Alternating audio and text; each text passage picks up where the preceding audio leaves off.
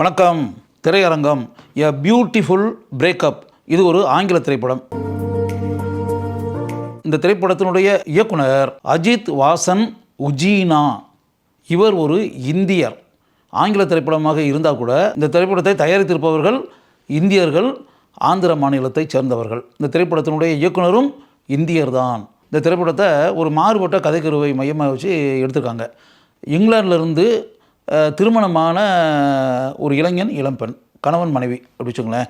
அவங்க ரெண்டு பேரும் பல ஆண்டுகள் வாழ்ந்த பிறகு அவங்க ரெண்டு பேருக்குள்ள கருத்து வேறுபாடுலாம் உண்டான பிறகு அவங்க இந்தியாவுக்கு வர்றாங்க. படத்தினுடைய ஆரம்பத்திலே இந்தியா அப்படின்னே போட்டுறாங்க. ஃபுல் பிக்சரே இந்தியாவில் நடக்கிற மாதிரி தான். இங்கே வந்த பிறகு செடி கொடிகள் மரங்கள் இதெல்லாம் இருக்கக்கூடிய ஒரு காட்டுப்பகுதியில் இருக்கக்கூடிய ஒரு பழமையான பாலணிச்சு போய் இருக்கக்கூடிய பங்களா, அரண்மனையை போல் அப்படின்ற மாதிரி வச்சுக்கோங்க. அந்த அரண்மனையை போல் இருக்கக்கூடிய அந்த பங்களாவுக்குள்ளே நுழைஞ்சி இவங்க ரெண்டு பேரும் அந்த கட்டடத்துக்குள்ளே போகிறாங்க. கட்டடத்துக்குள்ளே போன பிறகு அங்கு பல அமானுஷ்யமான சம்பவங்கள் நடைபெறுகின்றன. திடுக்கிடும் சம்பவங்கள். இவங்களுக்கே நல்லா தெரியுது, நம்ம இந்த வீட்டில் இருந்தால் கூட நமக்கு தெரியாமல் பல அமானுஷ்யமான சம்பவங்கள் நடக்குது, அமானுஷ்யமான சக்திகள் இந்த வீட்டில் குடியிருக்கு அப்படின்ற மாதிரி இவங்களுக்கு தெரியுது. அப்போ தெரியும் போது தான் அங்கே இருக்கக்கூடிய 3 கண்ணாடி பாட்டில், அதில் ஒரு கண்ணாடி பாட்டிலுக்குள்ளே அப்படியே உருவங்கள்லாம் அப்படியே நகர்ந்துக்கிட்டு அப்படியே அசைஞ்சிக்கிட்டு அப்படின்ற மாதிரி ஒரு பெண் உருவம் அப்படின்ற மாதிரி ஒரு ஸ்டேஜில் அந்த பாட்டில் இவங்க ரெண்டு பேருக்குள்ள சண்டை சச்சரவு அப்படின்னு வரும்போது கோவத்தில் வீசி எரிஞ்சு அப்படின்ற மாதிரி ஆகி அந்த பாட்டில் கீழே விழுந்து அதிலேருந்து அந்த உருவம் மட்டும் வெளியே வந்து அந்த வாய்ஸ் அப்படிங்கிற மாதிரி. அப்போ தான் அந்த உண்மை என்ன அப்படின்னா, அந்த வீட்டில் ஒரு காலகட்டத்தில் கணவன் மனைவி அவங்க மக வாழ்ந்திருக்காங்க. அப்போ அந்த வீட்டுக்கு வந்த ஒருத்தர் இவங்களுக்கு ஏகப்பட்ட தொல்லைகள் தொந்தரவுகள் இதெல்லாம் கொடுத்து அந்த வீட்டை அவர் ஆக்கிரமித்து இவங்க 3 பேரையும் கொன்று இந்த 3 பேரையும் பாட்டிலுக்குள்ளே தனித்தனி பாட்டிலாக அடைச்சி வச்சு இப்படின்ற மாதிரி ஒரு காரியத்தை பண்ணிவிட்டு போயாச்சு.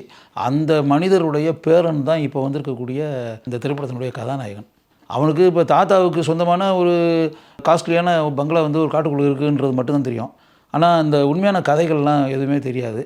ஒரு ஸ்டேஜுக்கு பிறகு இந்த விஷயங்கள் எல்லாமே சொல்லப்பட்டு அப்படி இந்த திடுக்கிடும் சம்பவங்கள் இந்த வீட்டில் இதெல்லாம் நடந்து இப்படின்ற மாதிரி இருந்துச்சுன்னா, எங்கள் 3 பேரையும் இதுக்குள்ளே பாட்டிலுக்குள்ளே அடைச்சி வச்சு அப்படின்ற மாதிரி அந்த மாதிரி சொல்லி போய் என்னுடைய கணவர் என்னுடைய மக இதே மாதிரி பாட்டிலுக்குள்ளே இருந்து அப்படின்ற மாதிரி நீங்கள் அதையும் விடுவிச்சு இப்படின்ற மாதிரி ஏதாச்சுன்னா அது பிறகு நாங்கள் உங்களுக்கு எந்த விதமான தொல்லையோ தொந்தரவு எதுவுமே தரமாட்டோம் அப்படின்னு. இதில் எப்படி நம்புறது அப்படின்ற மாதிரி. இப்போ என்ன ஆகுதுன்னா, இவங்க 2 பேருக்குள்ளே இந்த கருத்து வேறுபாடு அப்படின்ற மாதிரி டைவர்ஸ் பண்ணுறதுன்ற மாதிரி முடிவுக்கு இங்கே இந்த டைவர்ஸ் பண்ணுறதுக்கு முன்னாடி ஒரு தடவை இந்த வீட்டுக்கு வந்துட்டு இந்த இடத்துலையே 2 பேரும் ப்ரப்போஸ் பண்ணி இப்போ நம்ம பிரிஞ்சிருவோம் வாழ்க்கையில் அப்படின்ற மாதிரி முடிவெடுத்து பிரிஞ்சிருவோம் அப்படின்ற மாதிரி தீர்மானத்தில் தான் இங்கே வந்தாங்க.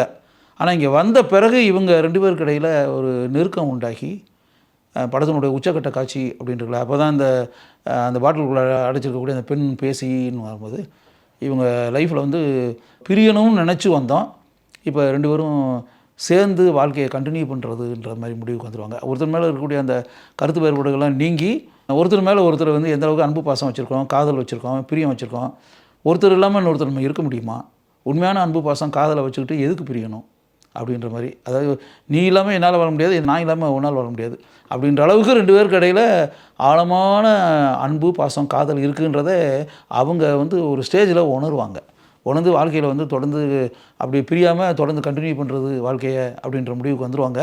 அப்போ இந்த இது வந்த பிறகு தான் அவங்க லாஸ்ட்டில் ஏன்னா இந்த 2 பாட்டில் இன்னும் அந்த கணவனும் மகளும் இருக்காங்கல்ல, அதை இங்கே திறந்து விட்டு அப்படின்னா ஏதாவது பிரச்சனைகள் உங்களால் வந்துருமோ அப்படின்ற மாதிரி நாங்கள் ஏர்போர்ட்டுக்கு போய் விமான நிலையத்துக்கு போகிற இடத்துல நாங்கள் இதை திறந்து விட்டுட்டு நாங்கள் விமானத்துக்குள்ளே போயிடுறோம் அப்படின்ற மாதிரி சொல்லிவிட்டு அந்த 2 பாட்டிலையும் அவங்க 2 பேரும் தூக்கிக்கிட்டு 2 பேரும் அப்படியே நடந்து போய்கிட்டே இருப்பாங்க. அங்கே போய் இதை ரிலீஸ் பண்ணிடலாம் உங்களுக்கு அப்படின்னா எங்களால் உங்களுக்கு எந்த தொந்தரவும் வரவே வராது, இருக்காது. நீங்கள் அதை காரியத்தை பண்ணிட்டீங்கன்னா நாங்கள் 3 பேரும் அடைபட்டு கிடக்கக்கூடிய அந்த நிலையிலிருந்து விடுபட்ட விடுதலை பறவைகளாக ஆயிடுவோம் அப்படின்ற மாதிரி அவங்க சொல்லி அப்படின்ற மாதிரி அந்த பேட்டர்னில் 2 பேரும் நடந்து போவாங்க. அதோட படம் ஃபினிஷ்டு. படம் 1.5 மணி நேரம் தான், 1 மணி நேரம் 32 நிமிஷம். இந்த 2 கேரக்டர் தான் அந்த 2 கிருஷ்ணன் சொல்லி அந்த கதாநாயகன் பேர், ரூபின்றது அந்த பெண்ணுடைய பேர். 2 பேருமே இங்கிலாந்துலேருந்து இங்கே வந்திருந்தவங்க. அந்த 2 பேர் மட்டுமே படம்லாம் வராங்க. அந்த 2 பேரை மட்டுமே மையமாக வச்சு உருவாக்கப்பட்டிருக்கக்கூடிய படம். 2 கேரக்டர்களை மட்டுமே வச்சு எப்படி ஒரு சைலண்ட்டாக ஆர்ப்பாட்டம் இல்லாமல் அமைதியாக அந்த இயற்கை எழில் சூழ்ந்த இடம்னு இருக்கு பாருங்க, அந்த பேட்டர்னில் ஒரு படத்தை பண்ணியிருக்காங்கன்றது உண்மையிலேயே ஆச்சரியமான ஒரு மேட்ரு. அந்த வகையில் பார்த்தா அந்த படத்தினுடைய இயக்குனர் இப்படிப்பட்ட ஒரு மாறுபட்ட முயற்சியை செஞ்சுருக்கார்ல, அதுக்காக வந்து உண்மையாகவே நான் அவரை பாராட்டுறேன். இந்த கிரிஷ் அப்படின்ற கதாபாத்திரத்தில் நடித்திருக்கக்கூடிய நடிகருடைய பேர் தக்ஷ்.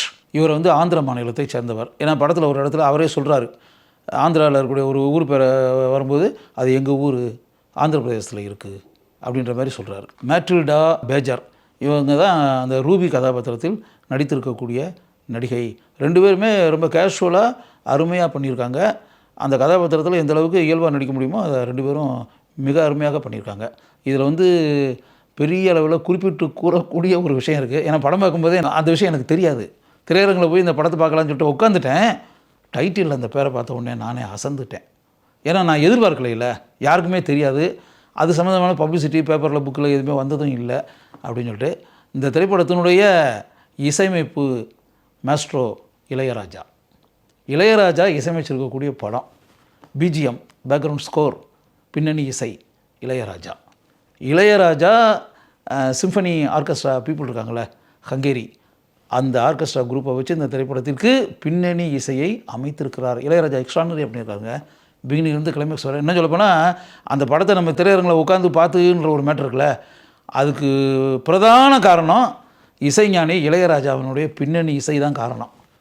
அவர் அருமையாக பண்ணியிருக்காரு. ஒரு ஹாரர் பிக்சர், ஒரு த்ரில்லர் மூவி, ஒரு திடுக்கிடும் சம்பவங்களை கொண்ட திரைப்படம் அப்படி இப்படின்ற அந்த விஷயம் இருக்கு இல்லையா, அதில் வந்து எந்த அளவுக்கு பின்னணி இசையை வந்து எக்ஸ்ட்ரானரியாக பண்ணணுமோ அதை ரொம்ப அருமையாக பண்ணியிருக்காரு இளையராஜா. அதனால் இந்த திரைப்படத்திற்கு மிகப்பெரிய ப்ளஸ் பாயிண்ட் இசைஞானி இளையராஜாவினுடைய பேக்ரவுண்ட் ஸ்கோர். இசைஞானி இளையராஜா இசையமைத்திருக்கக்கூடிய ஆங்கில படமான எ பியூட்டிஃபுல் பிரேக்கப் என்ற திரைப்படத்தை பார்க்க வேண்டும் என்று நினைப்பவர்கள் இந்த திரைப்படத்தை ஒரு முறை பாருங்கள். இந்த திரைப்படத்தினுடைய நீளமே 1 மணி நேரம் 32 நிமிடங்கள் தான்.